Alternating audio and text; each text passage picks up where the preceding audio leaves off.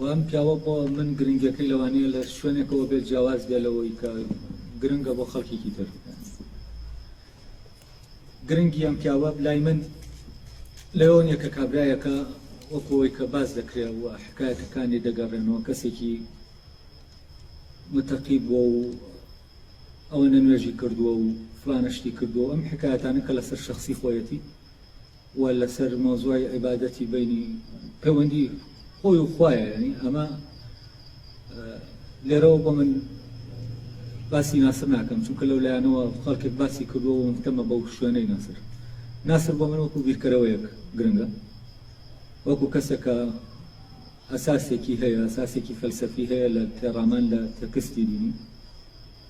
و لێرەشەوە هەستەکەم پەیوەندی من لەگەڵ بیرکردنەوەی ئەوە پیا دەبێت و ناسر واوەی کە لە ناسر کەوتوێتەوە و پرسیارە دروست دەکایەن کە ئایا ئێمە لە ڕێگەی چیەوە تەصدیقی تێکستی دینی بکەین. و عمومەنەوەی کە باوە لێستا لە ئێستا لە ڕێگەی زانستەوە تەصدیقی تێکستی دینی دەکرێت. تەصدیقی تێکستی دینی هەر بە معنایە کە لە تێکستە قورئانیەکە هەیە کە پێغەمبەرەکان مصدقا لما بین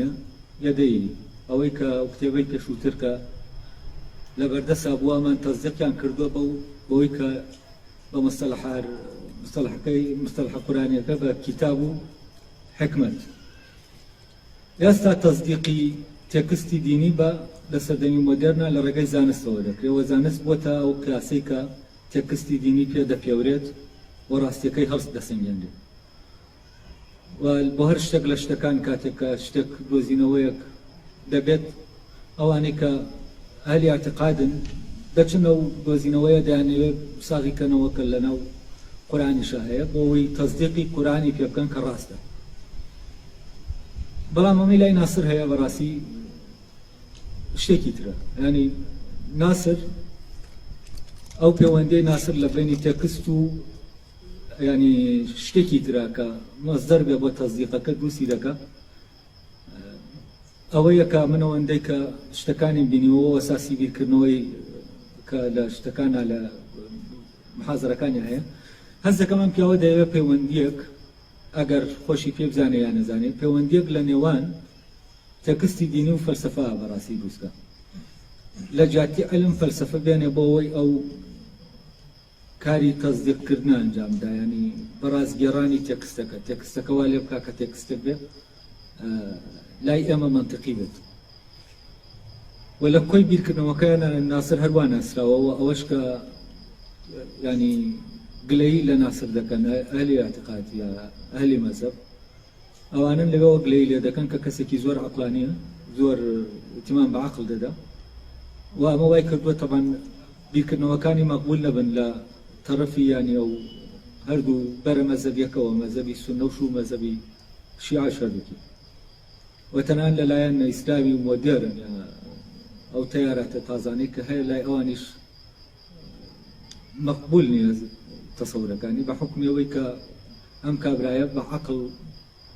ینی مامەڵە لەگەڵ تێکستەکان هەبێت. ئەوەی کە لێرە بۆ من گرنگە ئەو عەقڵە کامەیە کە ئەم پیاوە مامەڵەی پێ دەکات لەگەڵ تێکست لە کوێوە هێناوێتی. ئەوەندەی کە شتەکانی من بیستووە بیرکردنەوەکانی ئەم پیاوە بیستووە هەست دەکەم ئەم پیاوە لە ڕێگەی تەئەمولاتی خۆیەوە گەیشتۆ بە کۆمەڵی حەقایقی فکری و عەقڵی دواتر لە ڕێگەی ئەم حەقایقانەوە ینی مامەڵە لەگەڵ تێکستە دینەکە دەکات و بنەماکانی بیرکردنەوەی ئەوەندەی من بزانم بنەمای فەلسەفین و لەم مۆزوعی قەزا و قەدەرا کە